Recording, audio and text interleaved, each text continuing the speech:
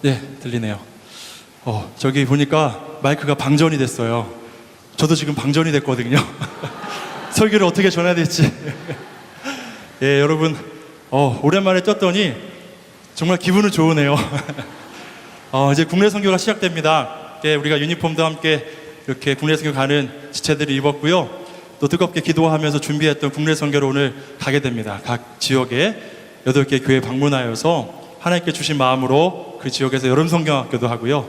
또 어르신들을 섬기는 사역들도 하고 교회를 보수하고 개선하는 많은 사역들도 할 것인데, 우리가 그 모든 사역들이 정말 주님의 기쁨이 되고 주님의 영광이 되는 아름다운 사역들이 되었으면 좋겠습니다. 그리고 우리 방문하는 청년들도 그 지역에서 역사하시는 놀라우신 하나님, 그리고 그 지역을 사랑하시고 그 지역의 영혼들을 사랑하시는 그 하나님의 마음을 품고 또 알게 되는 은혜가 있었으면 좋겠어요. 저는 정말 이번 방문을 통해서 하나님의 역사들이 그 지역에 나타났으면 좋겠고요. 또 그 교회의 회복의 역사들이 나타나고 부흥의 역사들이 나타나는 놀라운 일들도 있었으면 좋겠고, 또 여기 있는 우리 섬기게 될 청년들도 그 주님의 마음을 알고 주 역사하심을 알고 또 사역하는 가운데 함께 기도하고 나누는 가운데 하나님이 어떠한 분인지 알게 되는 놀라운 은혜가 있기를 간절히 축복합니다. 이제 나아갑니다. 그 발걸음 가운데 주님께서 함께 하시기를 간절히 원하고요. 우리도 기도하면서 주의 마음을 읽고 나아갈 때 성령의 역사가 우리 가운데 나타나고 드러나게 될 줄로 믿습니다. 이번 여름 사역의 주제가 뭐냐면 여호와를 알자입니다. 여호와를 알자. 여호와를 힘써 알자. 올해 제가 저희 교회 부임하면서 우리 젊은이 교회에게 하나님께서 말씀을 주셨으면 좋겠습니다라고 기도하면서 이 말씀을 주님께서 제 마음에 감동으로 주셨고, 좀 올 한 해 하나님을 아는 일에 열심을 내었으면 좋겠다라는 마음이 생겼어요. 그래서 우리가 국내 선교를 나아가면서도 이 하나님을 아는 것, 그리고 하나님을 경험하는 것, 그것에 초점하면서 귀한 사역을 잘 감당했으면 좋겠습니다. 우리가 주님을 알면요, 이 하나님을 알면 주님을 떠날 수가 없고요, 우리가 아는 그 하나님, 그 놀라운 은혜를 전할 수밖에 없는 삶을 살게 되는 줄로 믿습니다. 제가 오늘 본문의 말씀을 한 2주나 3주에 걸쳐서 계속 말씀을 전하려고 하는데요, 오늘 말씀의 본문은 어떤 내용이냐면 이방 선교의 전초기지가 되었던 안디옥 교회가 세워지는 그런 장면이 오늘 말씀 가운데 등장합니다. 오늘 본문의 첫 시작을 어떻게 여냐면 그때라는 단어로 시작해요. 그때. 여러분, 이런 단어 나오면 궁금하지 않나요? 그때가 언제인지. 그때가 언제인지 굉장히 궁금해져요. 그때가 언제였냐면 지난주에 설교했던 10장의 내용을 기억하나 모르겠어요. 베드로가 그 로마 이달리아 부대의 백부장이었던 고넬료의 청함을 받아서 고넬료의 집에 가서 그가 복음을 전했을 때, 예수 그리스도의 복음을 전파했을 때 고넬료와 그 집에 있던 모든 사람들이 주님을 영접하고 그 가정 가운데 성령이 임하고 그들이 세례를 받고 하나님을 높이며 경배하는 모습을 베드로가 보게 되었어요. 그러면서 베드로가 깨닫게 된 게 무엇이었냐면, 베드로는 유대인이었거든요. 그리고 유대인들은 선택받은 민족이라고 여겨서 하나님이 택한 것은 자기 민족밖에 없다고 여겨서 자신들만 구원의 대상으로 여겼어요.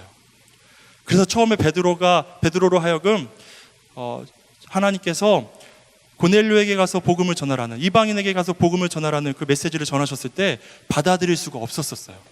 그런데 순종함으로, 그 음성에 순종함으로 고넬료의 집에 갔고요, 복음을 전할 때 그들이 변화되는 모습을 보면서 깨닫게 된 게 뭐냐면 이방인들에게도 구원의 문은 열려 있구나. 그 구원이 자신들 유대인들에게만 국한되어 있는 줄 알았는데 그게 아니라는 것을 깨닫게 되었어요. 인식의 전환이 된 거예요. 편견을 깨게 된 거예요. 하나님 역사를 보면서 그래, 이방인들도 구원의 대상이구나라는 것을 그가 분명히 알게 되었어요. 성령 받은 자들이 방언을 하고요, 하나님 높여 경배하는 모습, 그 장면을 목격하면서 베드로가 이렇게 고백해요. 사도행전 10장 47절에 보면요, 이에 베드로가 이르되 이 사람들이 우리와 같이 성령을 받았으니 누가 능히 물로 세례 베품을 금하리요라고 그가 고백하는 것을 그들이 듣게 돼요. 무엇을 말하냐면 베드로도요, 예수님께서 승천하실 때 말씀하셨던 것처럼 성령, 그들과 함께할, 그들을 믿음의 길을 걷게 할, 그들로 하여금 복음을 전하는 자들로 살게 할 보혜사 성령을 기다리면서 기도하라고 하셨어요. 그리고 그 말씀에 순종하면서 기도하였어요. 그때 오순절 다락방에 성령이 임하여서 그들도 다 방언을 하고요, 하나님을 높여 경배하고요, 담대함을 가지고 세상에 나가 복음을 전했었어요. 그 똑같은 일이 고넬료의 집에서도 벌어진 거예요. 그 동일한 장면을 목격하고서 그래, 이 복음 고넬료라는 이방인에게도 적용되는 거구나, 이방인에게도 구원의 문이 열려져 있다는 것을 그가 분명 깨닫게 되었던 거예요. 여러분, 이 일로 인해서 오늘 11장 19절 그 위에 말씀에 보면 어떤 말씀이 있냐면, 이 사건으로 인해서 예루살렘 교회에 어떤 공회가 열려지는데, 이유가 뭐냐면 할례자들이에요. 할례는 뭐냐면 하나님의 거룩한 백성임, 깨끗한 백성임을 표징하는 그런 표현이거든요. 그런 할례자, 유대인들이요, 왜 무할례자인, 할례도 받지 않고 거룩한 표징도 없고 택함 받지도 않은 이방인인 고넬료의 집에 가서 복음을 전하고 그들에게 세례를 주었냐고 베드로에게 따져 물어요. 그때 베드로가 11장 1절 이하에 보면 그 고넬료의 집에 있었던, 그리고 자신을 고넬료의 집에 보내셨던 그 환상부터 시작해서 모든 되어졌던 이들을 그대로 보고해요. 고백해요. 그때 예루살렘 교회에서 내린 결론이 뭐냐면요, 어떤 결론을 내리게 되었냐면, 이방인에게도 생명 얻는 회개를 주셨도다.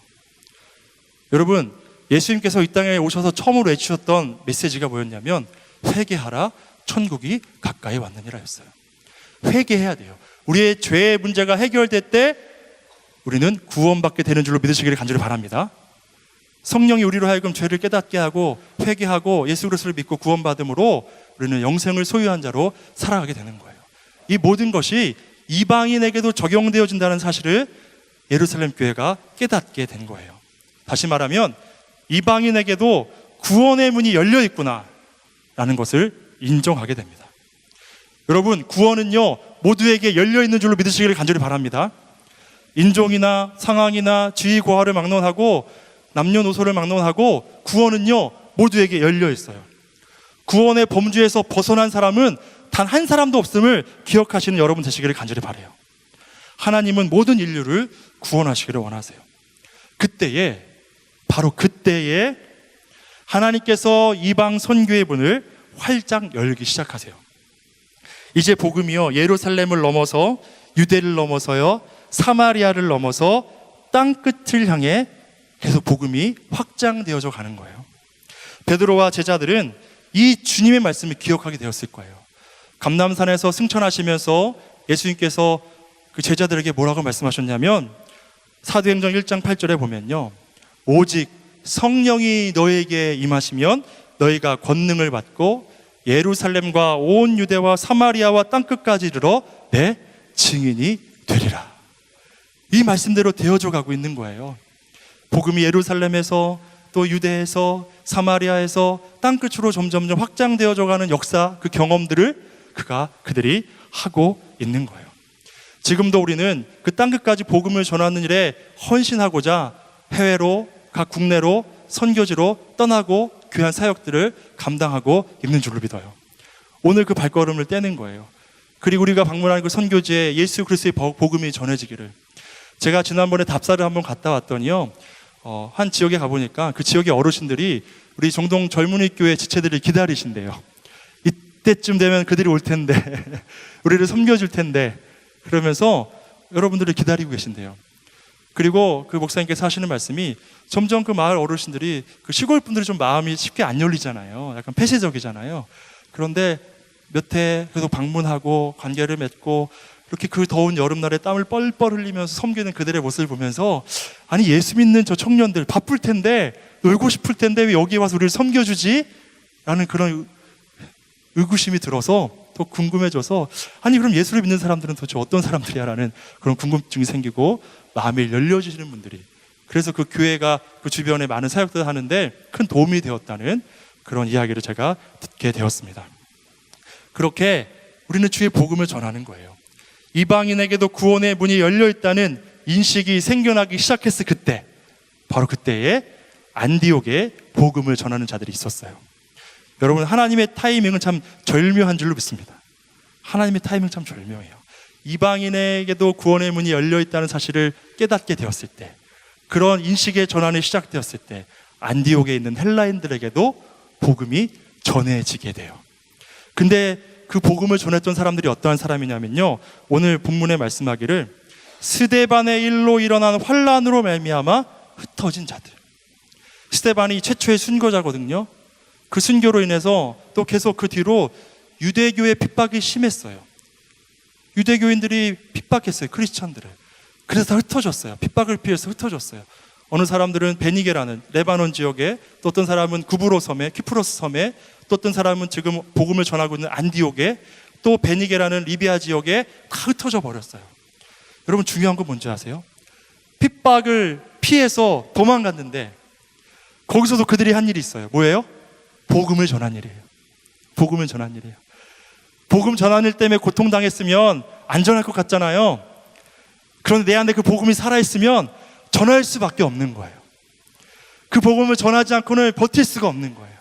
내가 아는 주님, 내가 경험한 주님, 그 주님을 전하고 싶어서 견딜 수가 없어요. 여러분, 핍박을 통해 피해서 도망갔으면, 피난 갔으면 그들의 삶의 자리가 온전했을까요? 삶의 자리도 잘 정착되지 않았을 거예요. 그런데 그들이 먼저 한 일은 뭔지 아세요? 복음을 전한 일이었어요. 담대히 복음을 전했는데 오늘 말씀해 보면요, 그 복음을 전한 사람이 누구누구다, 뭐 박성민이다, 또 뭐 박성식이다, 강정하다, 이렇게 되어 있지 않아요. 몇 사람이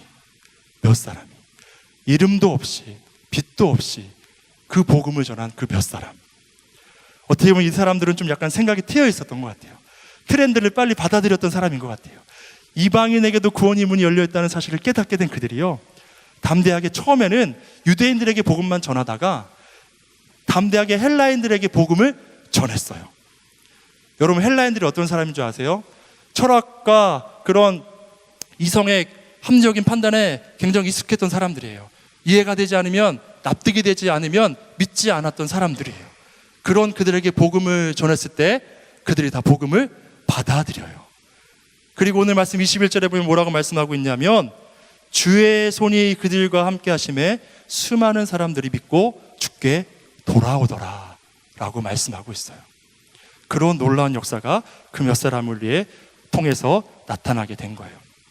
그래서 결국에는요, 이방 선교의 전초기지가 되었던 안디옥 교회가 세워지게 되고요, 그 안디옥 교회를 통해서 복음이 나중에는 바울과 바나바가 안디옥 교회의 파송 선교사가 되고, 그들을 통해서 1차, 2차, 3차, 4차의 전도 여행을 통해서 복음이 온 땅으로 전해지게 되었습니다.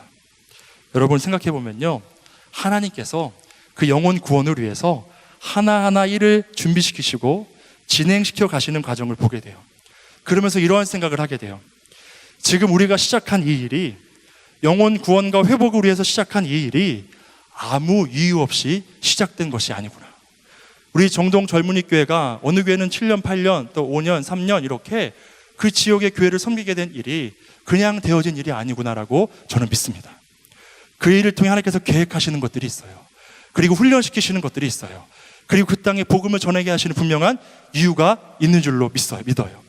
그리고 그 일은 점점 확대되어져 가서 그 지역이 변화되고, 또 그 지역에서 우리와 함께 믿음을 나눴던 많은 사람들, 많은 지체들, 어린 영혼들이 또 장성해서 주의 일을 감당하고 주의 복음을 높이는, 전하는 귀한 일에 분명히 쓰임받게 될 줄로 믿습니다. 여러분, 중요한 것은 뭐냐면요, 하나님의 백성들에게 우연은 없는 줄로 믿으시기를 간절히 바랍니다. 하나님의 구원 드라마 가운데, 그 섭리 가운데 우리를 부르시고요, 그 역사에, 하나님의 역사에 우리를 동참케 하여 주신 줄로 믿습니다. 그리고 또한 하나님은요, 그 구원의 감격을 가지고 이 복음을 전하는 일에 헌신하는 하나님의 사람들을 기뻐하세요. 그리고 그 일에 하나님께서 함께 하시고 그들을 축복하시고 그들로 하여금 하나님께서 맡겨주신 일들을 감당하게 하여 주시는 줄로 믿으시기를 바라요. 복음을 전파하는 것, 그 일에 헌신하는 것, 자신의 삶을 들여서 주의 복음을 위해 살아가는 것, 하나님이 너무 귀히 여기세요. 사랑하는 여러분도 무언가 포기하고 이 자리에 나와 있고요, 무언가 포기하고 주의 복음을 전하고 영혼을 세우고 지역을 섬기는 일을 위해서 지금 동해로, 제천으로, 또 도고로, 또 제주도로 이렇게 발걸음을 옮기는 거예요. 이게 뭐냐면 주를 위해 헌신하는 거예요. 나의 생명을 드리는 거예요. 여러분, 생명이 뭐예요? 생명이 뭐예요? 생명은 시간이에요. 지금 여러분도 예배하는 시간 주를 위해 헌신하는 거예요. 나의 삶을 드리는 거예요. 이 세상에서의 우리의 시간이 다하면 우리는 죽는 거예요. 우리의 생명은 시간이에요. 여러분, 이 귀한 시간을 하나님께 드리는 것, 우리의 생명을 드리는 것인 줄로 믿으시기를 간절히 바라요. 여러분, 국내 선교 어떻게 보면 어떤 지체들은 1년에 한 번 있는 휴가를, 그 일주일의 휴가를 다 국내 선교를 위해 다 써버리는 거예요. 쉬고 싶을 텐데, 여행하고 싶을 텐데, 뭐 영화라도 한 편 보고 싶을 텐데, 국내 선교를 위해서, 주의 영광을 높이는 일을 위해서, 복음을 전하는 일을 위해서 나의 삶과 나의 시간과 나의 생명을 드리는 거예요. 그렇게 주를 위해 헌신하는 자들, 나의 생명을 드리는 자들, 그들의 삶을 기뻐하시고 그들의 삶을 통해 하나님의 놀라운 역사를 이루시고, 또 그들의 삶을 하나님의 상급으로 가득 채워주시고, 또 그리고 우리는, 섬기는 우리는 그 상급만 바라보며 하는 것이 아니라 주의 은혜의 구원에 감격하면서 그 일을 감당할 때 순전한 마음으로, 순수한 마음으로 나를 구원하신 그 은혜, 나를 저 천국을 소유한 자로 살아가게 하신 그 은혜, 죄인이 나를 구속하신 그 은혜, 그 물과 피를 다 쏟으시고 나를 위해 모든 걸 내어주신 그 은혜, 그 은혜에 감사하면서 나의 삶을 드리는 그 삶을 기뻐하시고 그 삶을 통해 역사하심을 믿는 저와 여러분이 되기를 간절히 축복합니다. 그 순수한 의도로, 그 구원의 감격으로 주를 위해 나의 삶을 내어놓는 삶, 그게 진정한 삶이에요. 주님을 아는 자들의 삶의 아름다운 삶이에요. 그 삶을 통해 하나님 일하세요. 그 순수함을 보고 일하세요. 그 어떤 불순물이 섞이지 않은 그 순수한 마음으로 주의 능력을 사모하면서 하는 그 섬김에, 그 헌신에 주의 역사가 나타나는 줄로 믿으시길 간절히 바라요. 오늘 그 말씀을 드리고 싶은 거예요. 오늘 말씀에도 보면 주의 손이 그들과 함께 했대요. 핍박을 피해 달아난 그 몇 사람이 자기 이름도 밝히지 않았어요. 나 박성민이 했어요 라고 밝히지 않았어요. 내가 이 정도 했어요 라고 밝히지 않았어요.